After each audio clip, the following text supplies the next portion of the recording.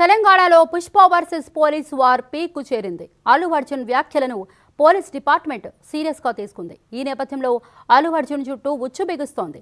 సంధ్యా theatre తొక్కిసలాట కేసులో మరోసారి అల్లు అర్జున్కు నోటీసులు జారీ చేశారు చిక్కడపల్లి పోలీసులు. ఇవాళ ఉదయం 11 గంటలకు విచారణకు రావాలని ఆదేశించారు.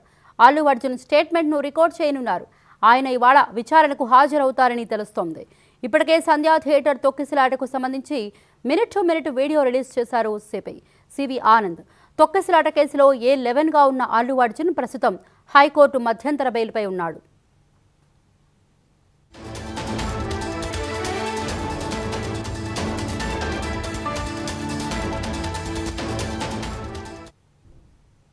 పుష్ప సినిమా రిలీజ్కు ముందు ఫైర్ వైల్డ్ ఫైర్ అంటూ హల్చల్ చేసిన ఐకాన్ స్టార్ అల్లు అర్జున్ పూర్తిగా కార్నర్ అయ్యాడు.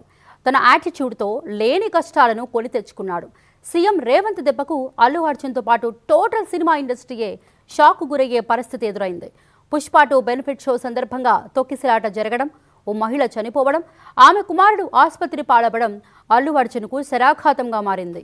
అనుకున్నదొకటి అయినదొకటి అన్నట్లు అల్లు అర్జున్ పీకల్లోతు కష్టాల్లో కూరుకుపోయాడు. పుష్ప 2 సినిమా హిట్టా కాదా అన్న సంగతి పక్కన పెడితే ఈ వివాదాల నుంచి ఇప్పట్లో బయటపడేలా లేడు అల్లు అర్జున్.